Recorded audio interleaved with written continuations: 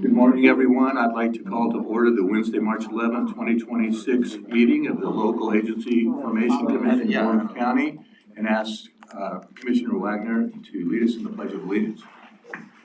Thank you, Mr. Chairman. Join me, please, as we pledge allegiance to the symbol of the greatest nation on the planet. I pledge allegiance to the flag of the United States of America and to the republic for which it stands, one nation under God, indivisible, with liberty and justice for all.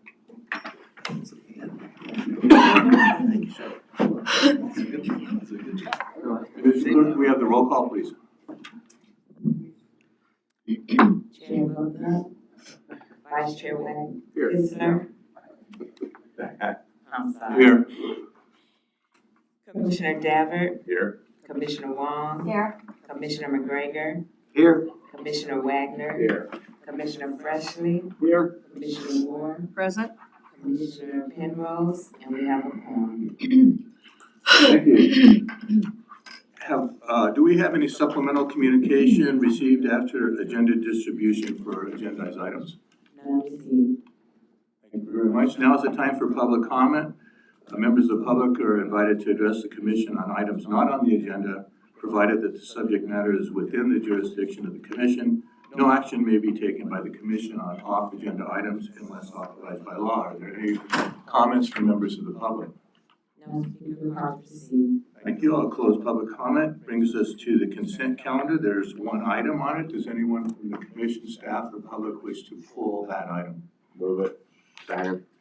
We have a motion by Commissioner Dabbert, a second by Commissioner Wagner. All those in favor? Aye. Any opposed? Motion passes. That brings us to item 7. This is the time and place for a public hearing for the purpose of receiving comments on and adopting the proposed fiscal year 26-27 LAFCO budget and a resolution approving the agency's fee schedule. There will be 2 opportunities tonight for the commission's discussion, both before and after public comments. Sorry, today. Commission clerk, can you please confirm the proper notice? Excuse, Commission clerk, can you please confirm the proper notice has been given? Proper notice was given and was published in the newspaper as well as on our website and with the clerk of the board. Thank you very much. So we'll now receive the presentation. Executive Officer Luis Tapia. Good morning, Chair and Commissioners. The item before you is the proposed budget for fiscal year 26-27 and the fee schedule for the agency. The proposed budget is balanced. It approximately has revenues of $1.55 million with approximately $1.5 million in expenditures.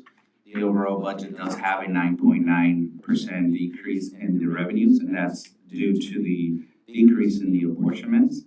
And it has an 18.2% reduction in expenditures.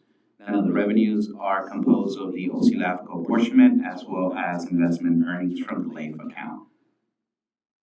So 96.8% is attributed to the LAFCO apportionment, and then 3.2% is attributed to the investment earnings in the LAFCO account. The LAFCO apportionment is approximately $1.5 million, and it's supported by 3 parts. One third is supported by the special districts, 27 independent special districts that use a formula that was created by the special districts to determine how much apportionment each of those districts pays. Another third is paid into by the 34 cities in the county, which have a formula based on the acreage and population. And lastly, the county pays the last third. Overall, there's an 11% decrease in the apportionment, which means that there is approximately $68 to $11,000 savings between some of the agencies, including the special districts and the city. And for the county apportionment will see approximately $62,000 reduction.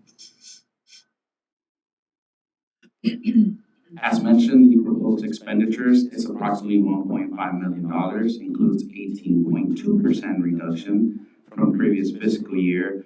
And the reduction has to do with the change in staff, meaning we have 2 new analysts, we have a new executive officer, as well as some savings in some of the in some of the line items in the budget. And then also at the direction of the commission, holding off on any recruitment for the assistant executive officer. Some key increases in the budget include the auditing and accounting services. A new auditing contract will be brought before the commission in May, and then an update to the accounting contract will be brought as well. Insurance includes workers' compensation and also J Prima, which has seen a some of an increase from the previous fiscal year. And lastly, the educational and legislative partnership that we have with the Alliance in discussions with some of the other three LAFCOs in our partnership. There's going to be a slight increase to the MOU, but only to continue supporting the legislative efforts, and then also having 2 workshops for the future in the next upcoming fiscal year. Now, the operating expenses are adjusted accordingly to the CPI trending figures. The expenses that are provided by the county, since we do contract with the county to get some of the benefits, such as health benefits, and then also information provided by posters. So for expenditures, it's 3 parts. 51.6% are attributed to salaries and benefits, 24.8% to office operations, 23.6% is for professional services. And in combination with expenditures revenues, the budget also reflects the commission's policy on reserves, which maintains a contingency amount of $100,000, legal $75,000, unfunded liability $30,000, and then also 3 months of operational expenses, so approximately $375,000. For this fiscal year, we're not drawing down on the reserves, specifically due to the savings that we're reducing the apportionment. However, for the next fiscal year, we are projecting to draw down and follow the commission's direction to draw down on our reserves so that eventually the apportionment will fully fund the budget for the agency. Now, this graph essentially illustrates the commission's direction to continue to draw down on the reserves and eventually have our reserves match what's on our policy. And that in the 5 years to the 10 years, we're projecting that by fiscal year 35-36, that will be achieved. Now, I do want to point out that the projections for the next fiscal years do take into account funding the assistant executive officer. However, at the time when that budget is being created, direction is going to be discussed with the commission to determine if that's going to be funded or not, and then the analysis will be done for the budget at that fiscal year. Lastly, in combination with the budget, we also bring forth the commission the fees for their applications. There are no changes to those fees. The only changes are to the staff rates to accommodate the new staff that came on board. Lastly, the recommended actions for today is to adopt the proposed budget and fee schedule, distribute the proposed budget to our funding agencies, and to also schedule the May 13 meeting for the final budget. This concludes my presentation. I do want to mention that in the audience, we do have our accountants, Christy and Corey from iPay, and I'm available for any questions. Thank you, Luis. Commission, any questions? Commissioner Dowd. No question, but I really want to commend our staff. This is a good news story. It's rare, very rare in government at any level that you see an agency tighten its belt and become more efficient and look out for its ratepayers or taxpayers and actually reduce the budget when they're able to do so. So I just want to say thank you, and I hope all of us will spread that good news. Commissioner Freshley. Yes, I agree with that, except I'm a little surprised that we're still not, because for years we've been trying to get that reserve drawn down and to quit this year and then go back to it next year. That bothers me because we're sitting with almost double the amount of reserves that we should have. And, and that's one of the things that I have found troubling for many public agencies is they sit and they accumulate a lot of reserves, which is money then that is taken out of basically the economy, because if the government isn't spending the money and sitting on reserves and they don't have a necessary need for it, then it's not helping basically the overall society, because the purpose of the funding is to be helping the economy and moving the money. So I was just surprised. I'm pleased with where we are. We've made a lot of progress, but I still feel we need to be focusing on that reserve issue. Thank you. Commissioner Moore?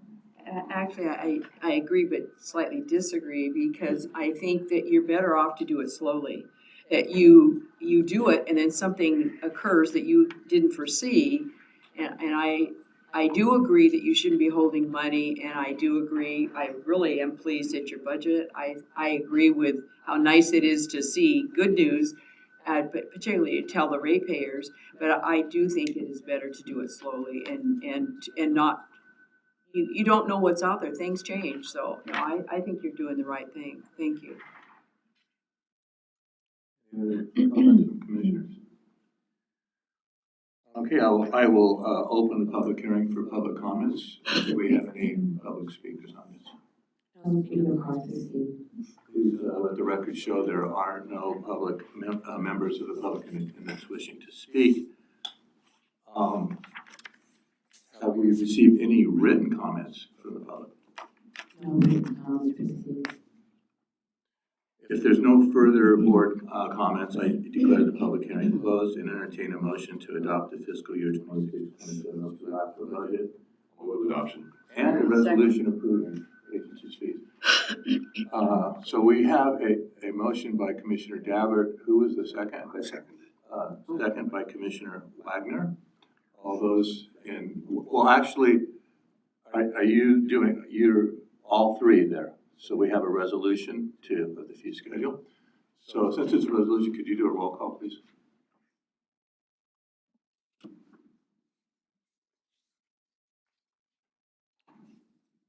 Commissioner Dabbert, Yes.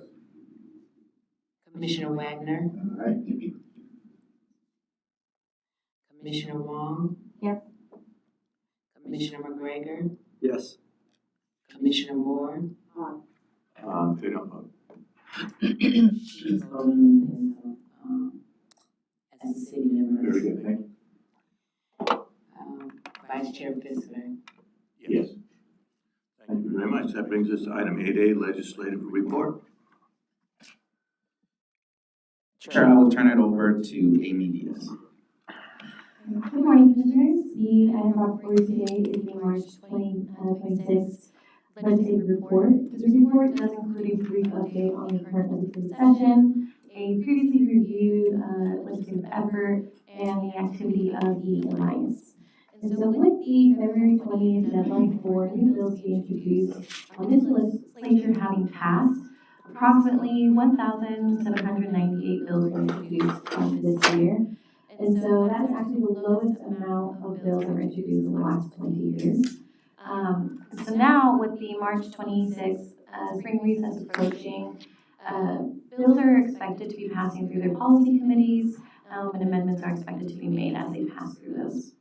LAFCO staff will continue to monitor legislation of LAFCO interests and provide the commission with updates at future meetings.